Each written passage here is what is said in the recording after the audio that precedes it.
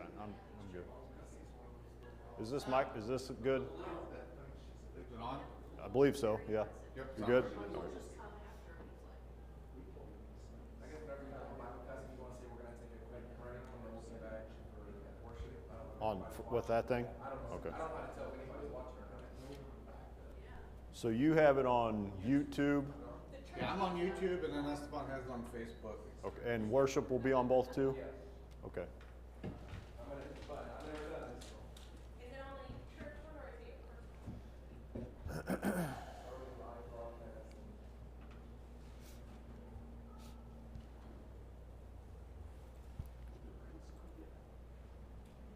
Alrighty, well, good morning. Definitely appreciate everybody being here this morning.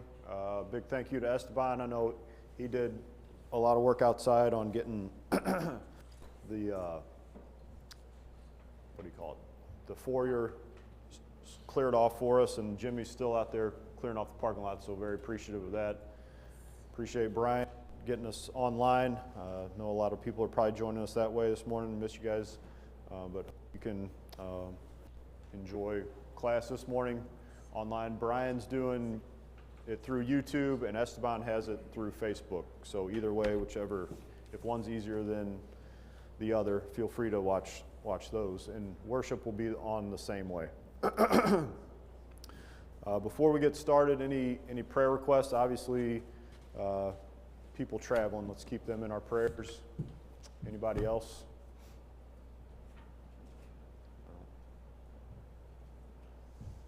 Bill might be watching online and be upset you're in his chair.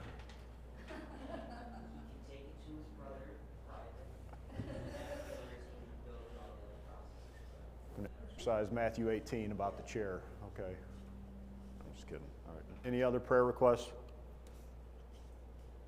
Just for our Health? General health? Yeah, okay. Esteban, would you mind starting us with a prayer? Thanks.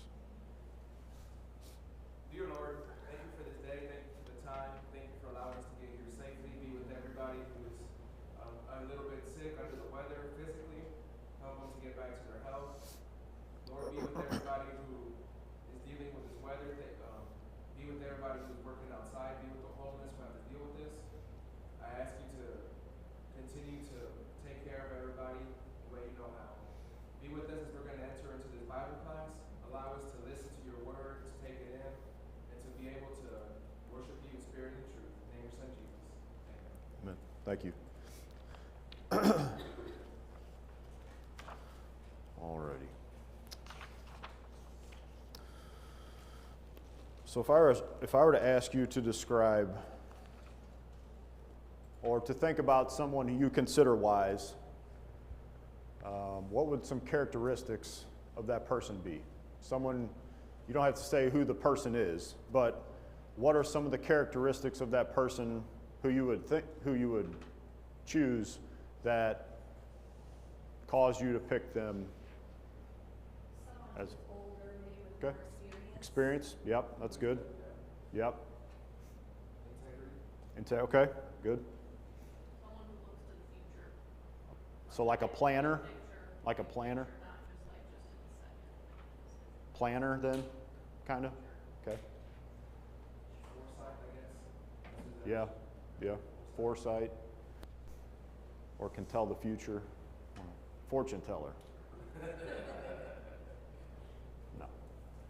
That was not received well by the facial expression. Yes. I think with wisdom, I just think in general, when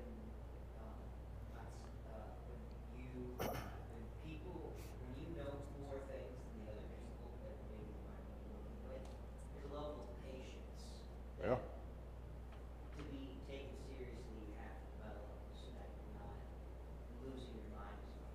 Yeah. And I think sometimes you've seen it when you see it. I feel like mention names, if I may.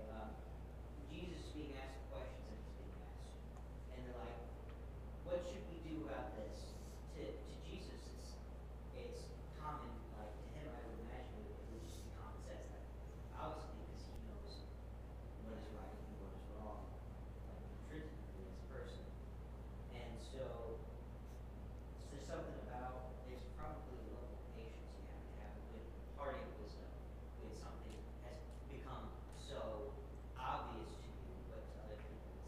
Yeah, that's a really good point. Yeah, very good. Any others before we move on? Okay. Humbleness, Humility. Yeah, humility, very good. Yeah. loving, Yep. caring. Yep.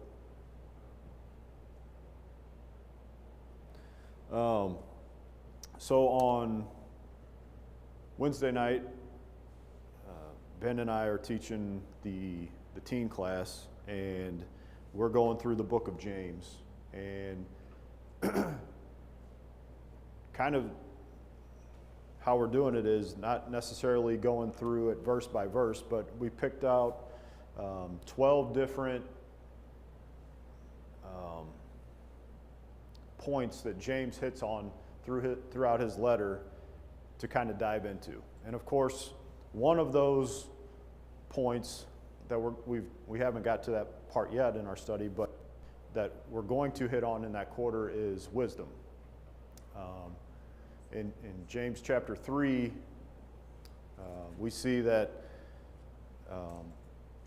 James describes what wisdom is, and not just any wisdom, wisdom from above. So heavenly wisdom or spiritual wisdom.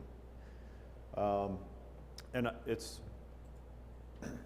he lists off some characteristics, and for whatever reason, I like lists. I don't know why, but they're interesting to me. So that's what I want to talk about this morning. I want to look at what James, obviously through God's inspiration, tells us or describes or defines wisdom as. And we see, if you want, we'll read the whole section here in just a second, but in James 3:13, James poses the question to his audience the exact same way I started this class. He asks them, what does he say in 13? Who among you is wise and understanding? So he's asking them to pick who they consider wise, right? And that's how we started, and I think everybody did a great job identifying characteristics of people that we would identify as having wisdom when they exhibit those traits. All right. So before we get too much further into it, would somebody be willing to read James 3, verse 13 through 18 for us? Who is wise and understanding among you? Let him show by good conduct that his works are done in the meekness of wisdom. But if you have bitter envy and self-seeking in your hearts, do not boast and lie against the truth. This wisdom is not descent from above, but is earthly, sensual, and divine. For where envy and self-seeking exist, confusion and every evil thing are there. But the wisdom that is from above is first pure, then peaceable, gentle, willing to yield, full of mercy and good fruits, without partiality or hypocrisy. That the fruit of righteousness is sown in peace by those who make peace. Thanks, Aaron. So we see James here, he tells us, he asks a question, and he knows the answer to the question. He poses the question of who among you is wise, and then he tells us a couple things. He tells us how that wisdom is shown. Then he goes into what wisdom is not, and then we get to the characteristics or traits of a wise person. So we'll look at all that. But after reading that, does anybody have anything that struck them or they want to comment on from the passage that we just read before we start looking into it a little bit? Yes. I think this was something I was thinking about. It mentions that, I guess, it's the heading is heavenly versus demonic wisdom, or I guess godly wisdom, Yep. apart from God through the Bible, versus earthly wisdom that's not really what we're focusing on. And we were, I think it's great that we were already kind of on that mindset of listening to tribute someone who would have godly wisdom. Yep.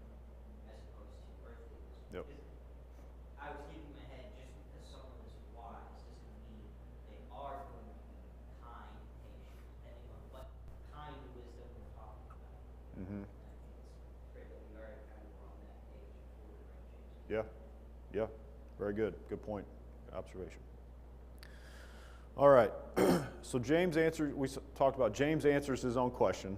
And he says, like we talked about first, he first describes how that wisdom is exemplified. And what is the answer, or in what way does James identify as being the way the wisdom is exemplified?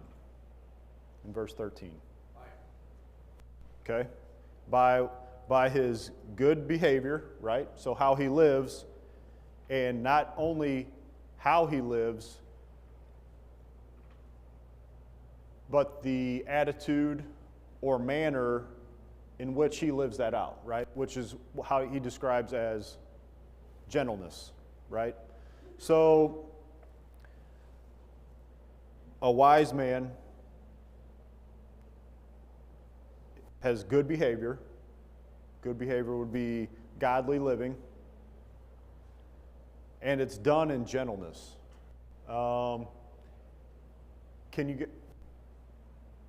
Have you ever seen, or can you think of examples of where somebody may be living in a godly way,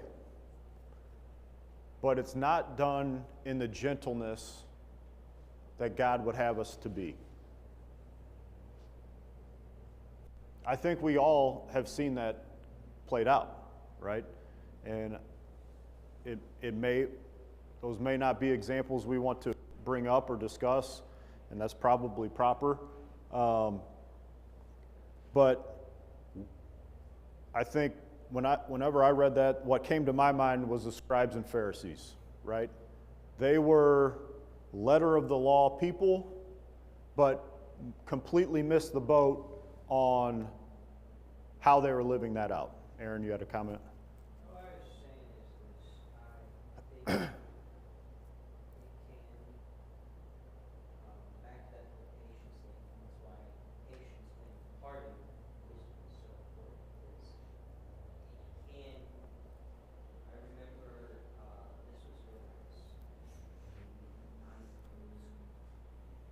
somehow I had gotten on a discussion about biblical topics with neighborhood children my age, and I remember I think being so perplexed by their inability to accept what I was saying, that I do remember being frustrated and I think laughing. This is when I was maybe not even sixth grade yet, but I remember it stuck with me because I think even now, and I think it's something, it's why patience is such an important virtue for us to have, is because you mentioned like imparting, you mentioned the whole talk about being godly but not in the most gentlest way can be difficult when it's right there and you're saying it, but they're not getting it. What I get out of it is you do it out of force, not because your heart's in it. That's the first thing that came to my mind is, do we ever act godly? Do we ever come to church? Do we ever do good things for people? But do we do it with a forceful attitude, or what's our heart? How do we feel inside our heart and our mind? Yeah. Are we doing it with the love Jesus would have done it with, or are we doing it because we feel forceful? Yeah. And when you say, what did you say? Our heart right, or are we doing? Is our heart in the right place? Yeah. What we're doing? How many times have we helped a brother move, or have we been asked like, hey, can you help me do this, or can you cover? I'm gonna be out of town. Can you cover my Bible class? And we say yes, but deep down our heart, like, why'd you have to ask me? Couldn't you ask somebody else? Mm-hmm. You know, that's the first thing I think of. I mean, because it happens. I mean, we're all human. Yeah. I mean, none of us. I mean, we all fall short. I mean, none of us are perfect. Right. But I think it's where's our heart in it. Yep. And where's our heart in it? Maybe where I was thinking, but it's the same thought. It's just, what's our motives, right? Yeah. Are we, the heart, that's a proper way to put it too, but just kind of how mine works. What is our motivation to do this? Is my motivation to, I think sometimes, to get to Aaron's point, when we're teaching people, am I teaching them because I want their soul to be in a right condition with God, or am I teaching them, and I'm not saying you are this way, but I'm just saying, or am I teaching them so I'm right and you're wrong, right? Because it's super, I have done that before. I'm guilty of being in it to show that I'm right and you're wrong. And that's obviously totally the wrong approach. But when that's your motive, it's very difficult to keep the gentleness that we're talking about, And there's other reasons too. Maybe I'm doing it, to shame them. There's endless motivations, wrong motivations you could have for teaching them, for trying to teach people, or whatever it might be. But whenever the motives are out of line or not where they should be, that is easy for the gentleness to be a struggle. But if I'm having a study with somebody and my only concern for them is the condition of their soul and a pure desire, and I say pure, and we'll get into talking about pure here in a little bit, pure desire for them to have a right relationship with God, the gentleness will be easier to have, right? If our motivations are correct, that is going to aid us in having the right attitude in doing that. Comments or agreements, disagreements, thoughts? I have a comment. When this person right here, just Yep. I think of an elder. Okay, yeah. If there's an issue with me, I would want him to come with gentleness, like, hey, you're doing this wrong Yeah. because X, Y, and Z. Mm-hmm. So I feel that his conduct should be an example that we kind of want to follow, and at the same time, if something's an issue with gentleness, he'll come and guide the flock and Yes.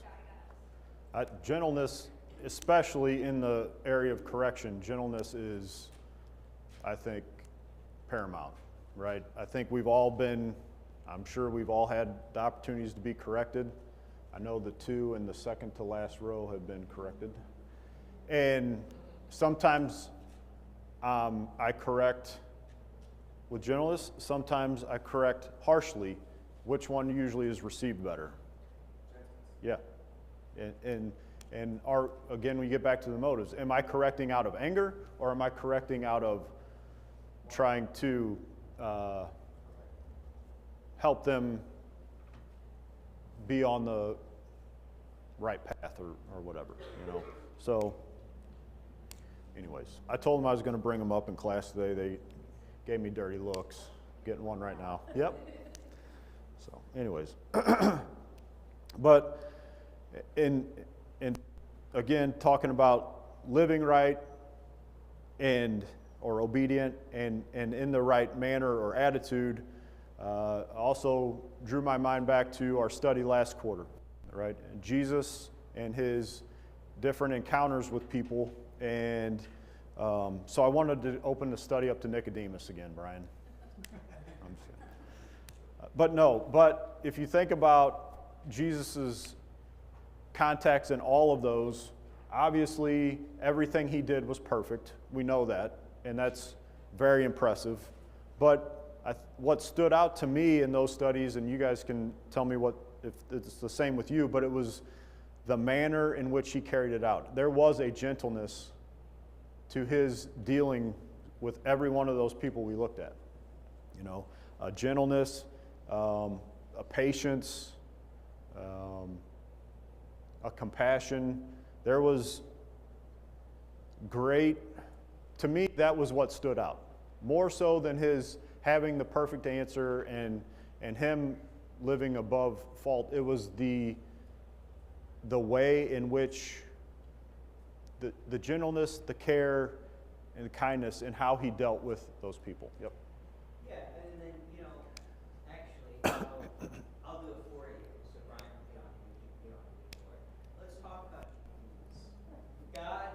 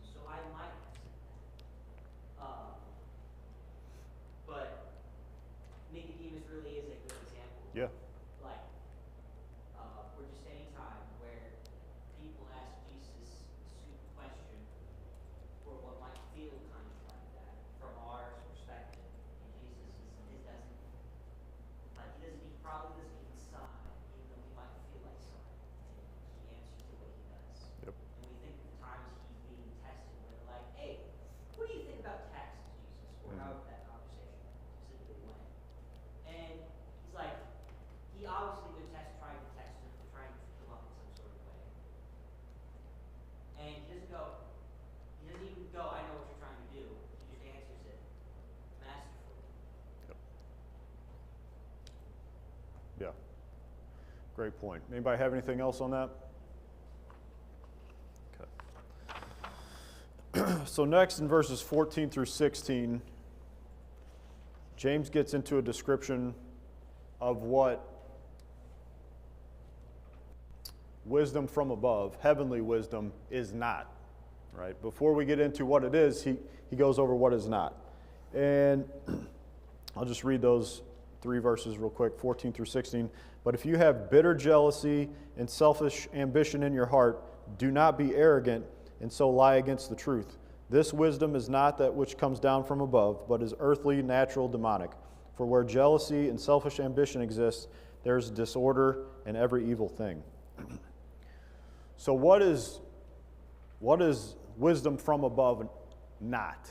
What does James tell us is not traits of a wise person, having heavenly wisdom? Jealousy, yep. Self-seeking. Yep, selfishness and jealousy. And he goes on to say, if you have those traits in your heart, and you think you are wise, you're being arrogant, right? So I want to look at a couple examples of people who demonstrated possessing both of these traits, and people who felt like they were wise. Huh? Are you picking on me? Oh, okay. We'll look at this, 2 examples, and see if these people fit James's description here. So first one, Ananias and Sapphira. Let's look in Acts chapter 5. Am I stealing something? No. Okay. Should be very familiar for some of our students Yeah, that's true. Yeah. Yep. So if they want to, Actually, you just have to tell us. that's a good point. I agree. All right. All right. Acts chapter 5, 1 through 11. Would anybody mind reading that for us? But a certain man named Ananias, with Sapphira, his wife, sold a possession, and he kept back part of the proceeds. His wife also being aware of it, and brought a certain part and laid it at the apostles' feet. But Peter said, Ananias, why has Satan filled your heart to lie to the Holy Spirit and keep back part of the price of the land for yourself? While it remained, was it not your own? And after it was sold, was it not your own control? Why have you conceived this thing in your heart? You have not lied to men, but to God. Then Ananias, hearing these words, fell down and breathed his last. So great fear came upon all those who heard these things. And the young men arose and wrapped him up, carried him out, and buried him.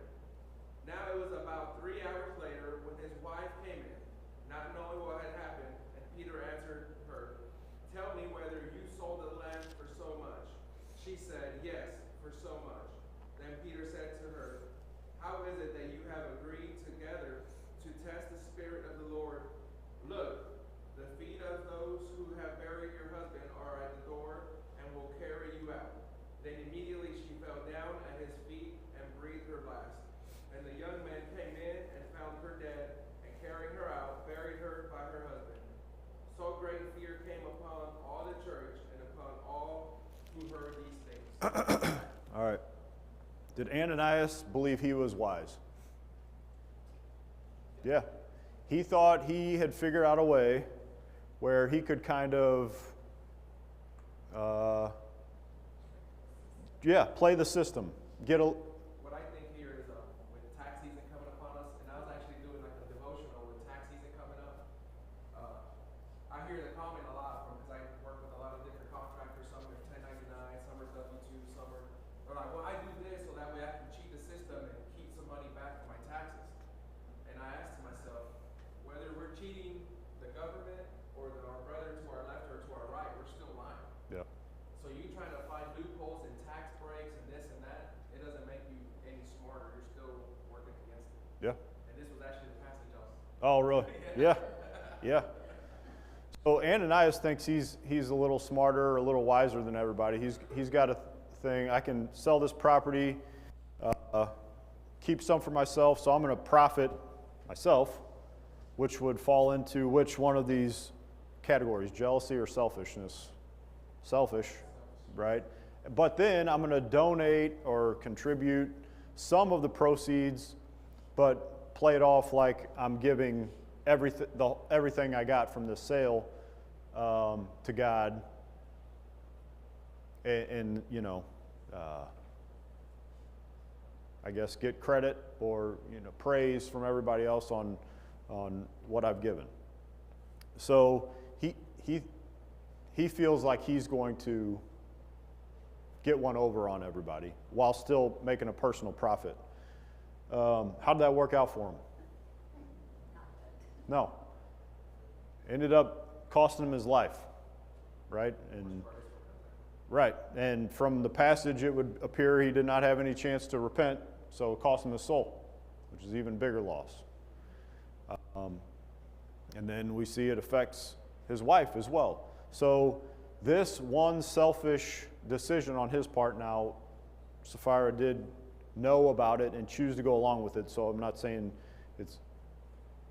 she's totally a victim here, but his bad decision had negative effects on her, Influence also. Yeah. He thought he was wise and outsmarting everybody, but really his motivation was a selfish motivation, and that proved to be his downfall, right? One verse that really sticks out at me in this passage is verse 4. Who did Peter say his offense was truly against? Before we read that, who would you say Ananias' offense is against? Well, yeah. No, it's fine. It is against God. You might say it's against his brethren, right? Because he's telling them, I'm giving everything. Might be against Sapphira, but ultimately, you lied to God. You lied to Peter and the other apostles' faces, but that's really not who you're lying to. You're lying to God.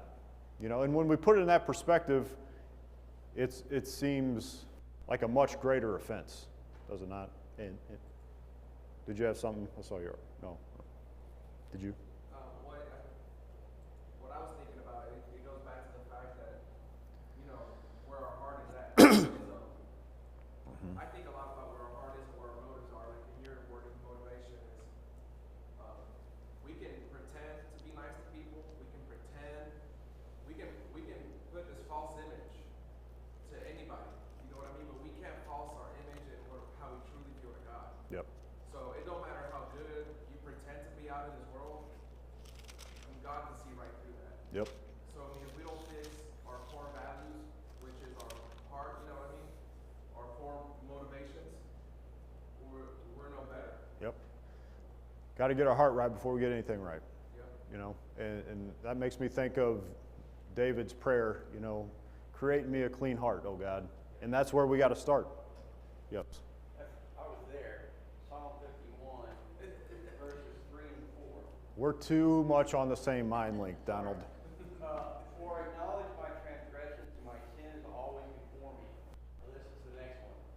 Against you, you only, have I sinned. Oh, And you think about that, how David realizes that he sinned against God, even though he really, if you think about it, he sinned against other people. Sure.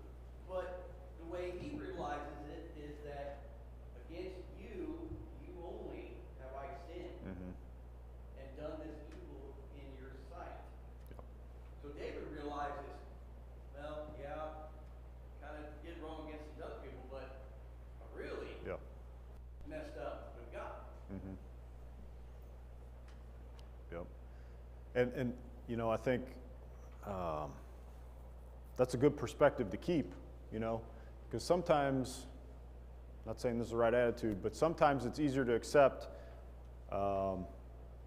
sinning against somebody who's maybe not the nicest to us, right? But whenever we think of, well, if I'm not treating this person right, it's really not treating God right, you know, and it may help motivate us to treat them with the attitude God would have us to. All right, the next one, an example of jealousy. I want to look at Genesis chapter 4, Cain and Abel. Let's see, I didn't write the verses down, so look at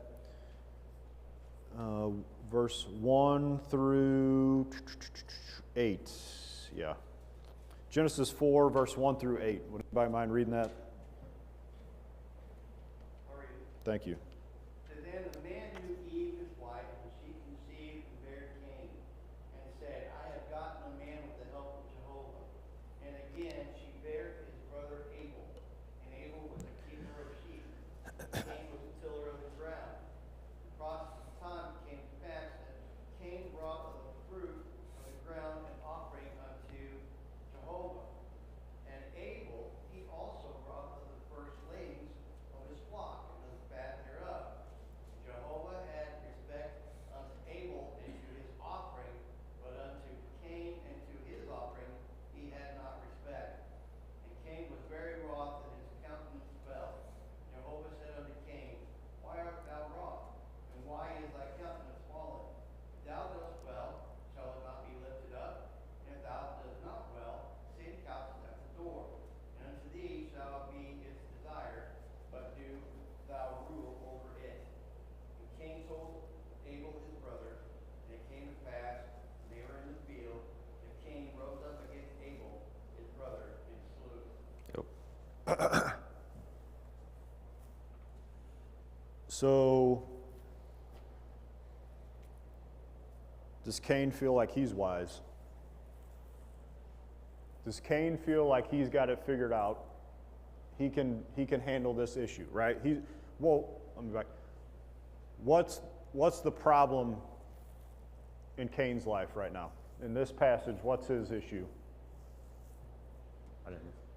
Jealousy of Abel, right? Because why? God found favor with Abel's offering, but didn't find favor in Cain's offering, right? That upsets Cain. That causes jealousy with Cain. And God tells him, you have the ability to fix this problem, and tells him how to do it. But is that the route Cain goes to remedy this issue? It is not. Cain feels he's wise enough to fix this on his own accord by doing what? Yep, it's our first homicide on the earth, right? First homicide on the earth, and the motivation for it is jealousy. That intrigued me. You guys know what I do.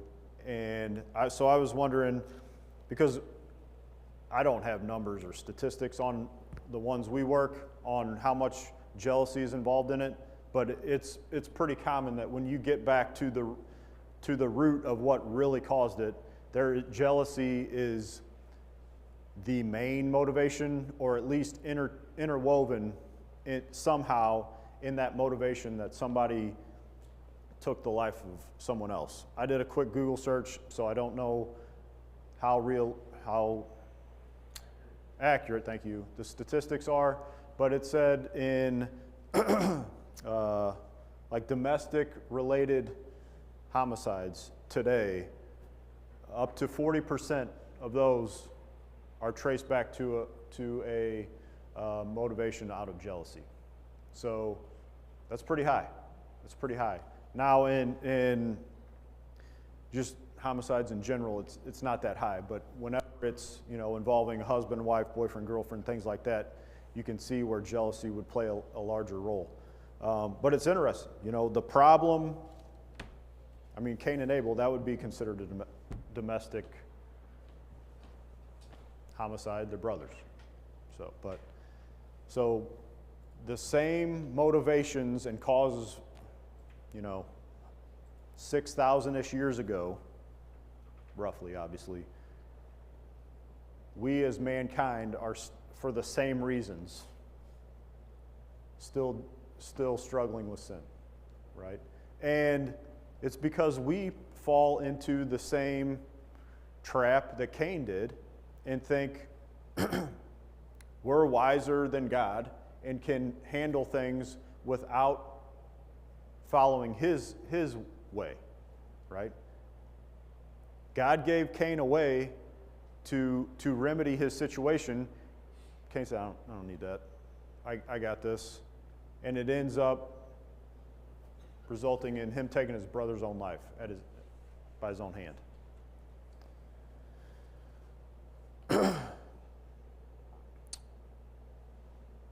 Jealousy drove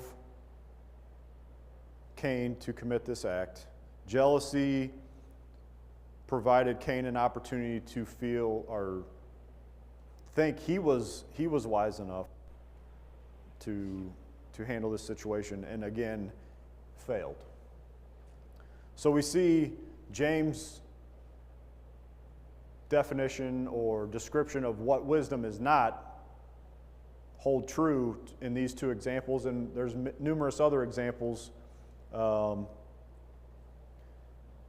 that prove it to be true as well. Side note on this, and maybe this is my fault for not realizing this before, but I had always, I've even had conversations with, why did God take exception with Cain's offering, but like or find Abel's offering acceptable, pleasing? Yes. Well, I think it says there in the scripture, I mean, you have to dig to it, but it says, all right. Abel, he brought of the firstlings of his flock. Means it specifies not only that he brought an offering, but it was the first. When it says that Cain brought of the fruit of the ground, it doesn't specify first. Yeah. So that you have to almost say, okay, look, if Abel brought first and his was a better offering, then what's the difference? The difference has to be, and then Cain brought something, but maybe it was not the first, maybe it was the last, maybe it was an excess, or whatever. That's the only difference in Scripture. Yeah. It goes back down to where your heart is, your motivation. Mm-hmm. That was what I was going to respond to, was the difference in motivation between Abel's offering and Cain's. I don't think it was the amount or what, but the attitude towards it. Yeah, I think you guys are spot on. I think, what Donald pointed out I don't even know how many times I've read this passage, but that's the first time that distinction jumped out at me, that Abel's was the firstlings, and Cain made an offering, but it wasn't of his best, right? And I think that can be a large lesson for us today, right? We can give and just, like Esteban points out a lot, like there's a lot of different ways we can give. But when we think of giving, we think of our contribution in the plate.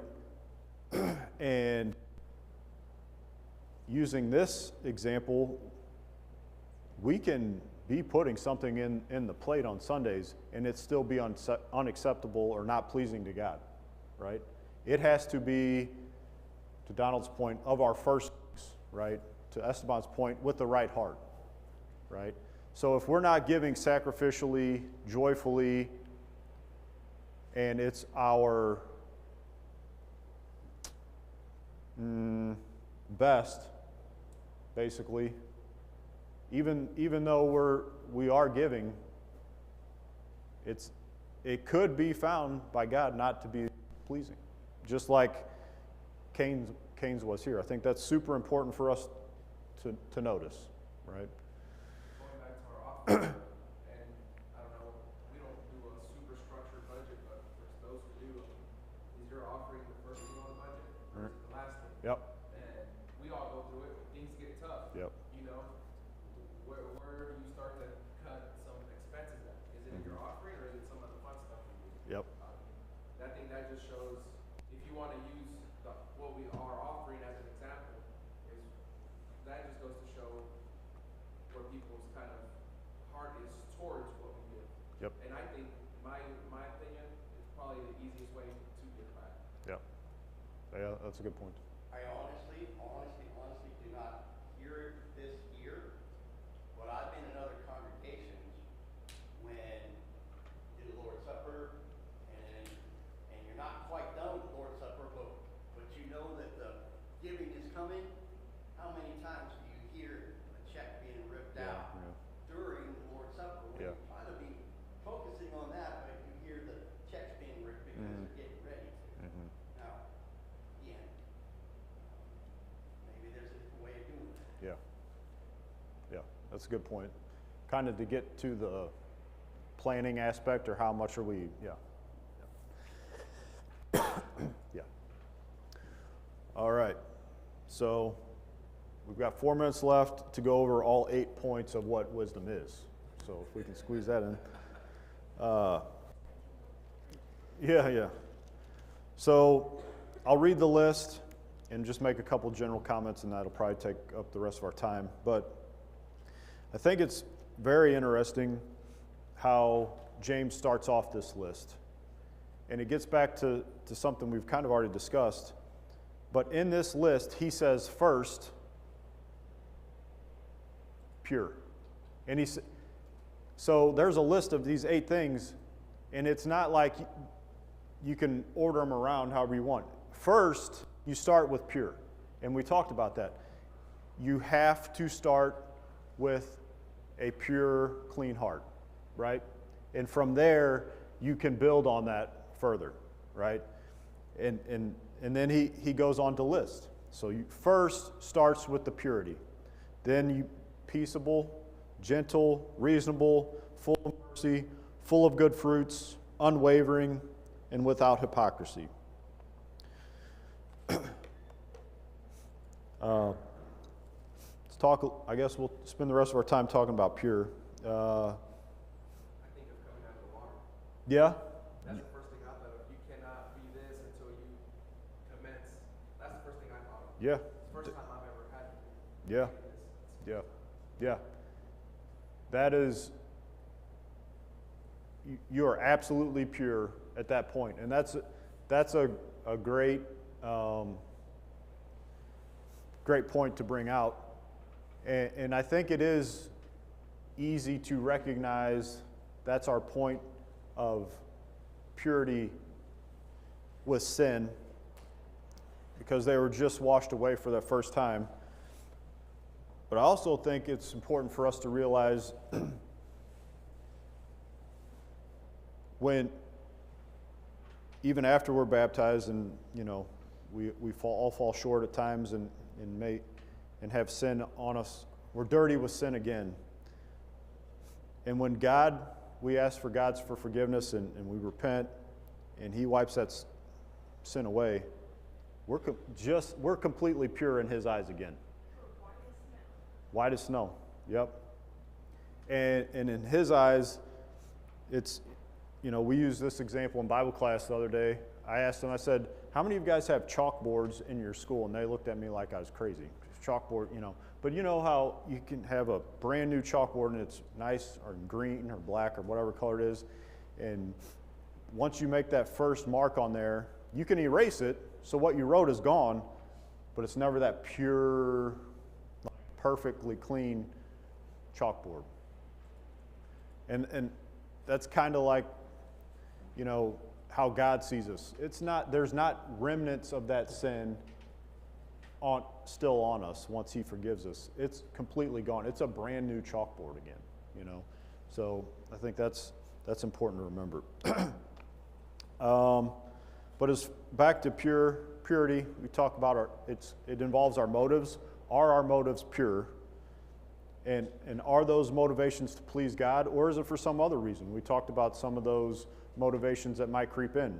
You know, like I talked about one I was guilty of as far as in having to study or teaching other people, and my motivation ended up being I wanted to be right in the discussion, and that's totally the wrong attitude to approach it with, and probably why it didn't end up going as well as it could have. But our motivations have to be pure, morally pure, so our actions are to do God's will, not mine, and there's a single-minded, undivided focus and devotion to God.